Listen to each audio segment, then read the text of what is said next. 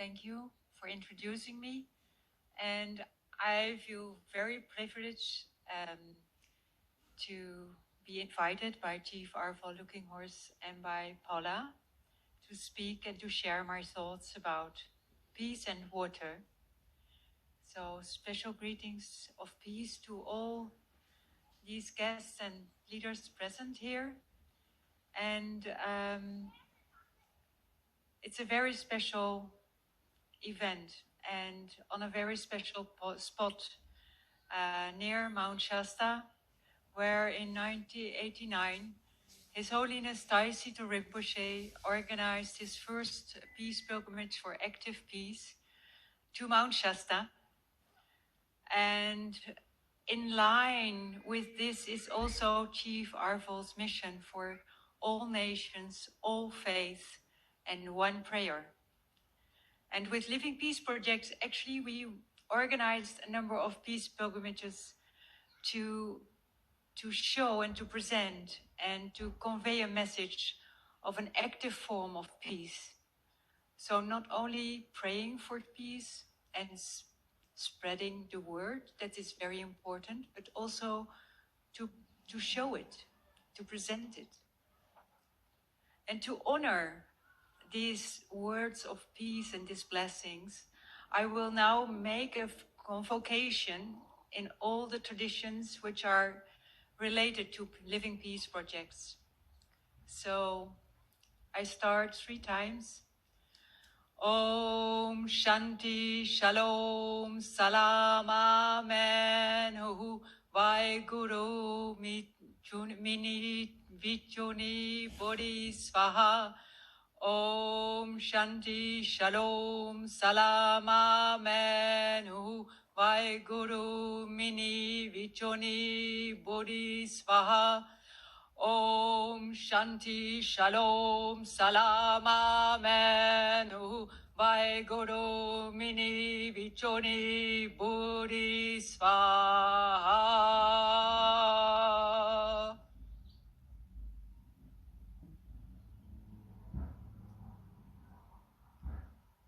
Peace is a very difficult concept. When I meditate, I can bring myself at peace. But to extend this peaceful energy to humanity is quite a different thing. That's why I want to share with you the importance of living water. As living water is something quite different than we normally think it is when we drink water as a product which we buy in the supermarket. Living water for me is the water from pure natural resources, which has a healing, coherent molecule structure, a healing power.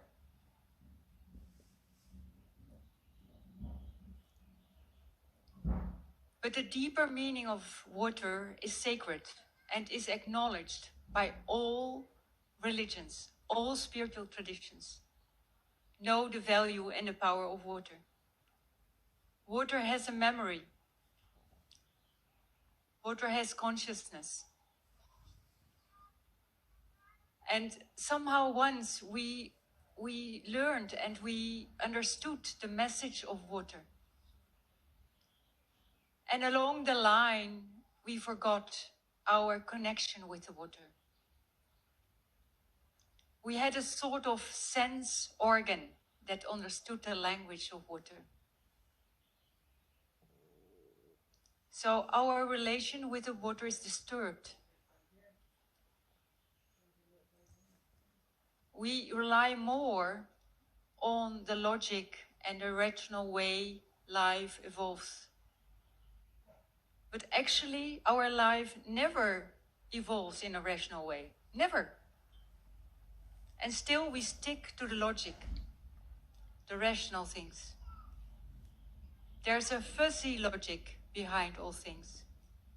That means there's a logic behind our logical mind. And water can be our teacher in this.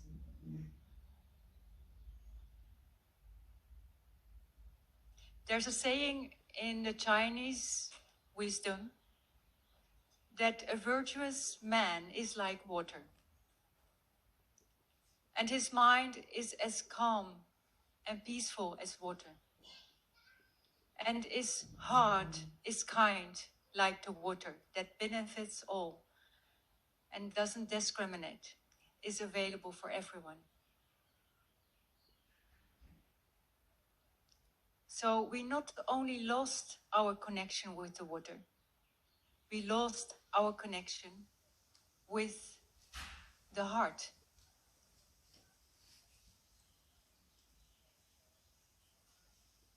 The heart is actually the gate that brings us to the water. Because the heart has a wordless language. But we lost that wordless language. We are so rushed in our daily life and in our work that we lost the silent language of the heart.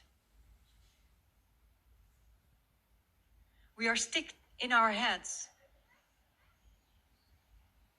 And as some shaman said, the greatest distance we have to bridge is not between Amsterdam and Mount Shasta, but from our head to our heart.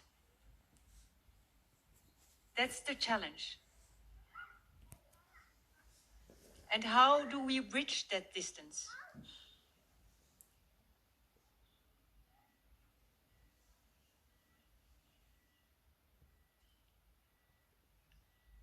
Important is that we noticed that we are something quite different than what we think we are. We think we are a body with feelings and emotions, but we're only looking in the wrong direction. Actually, we are, in the first place, formless presence. And our body is just a shell. And if you lie our shell under a microscope, you will see it's as empty as the universe. So who are we? We are driven by our thoughts. We have created our thoughts and our emotions, and we think we are that.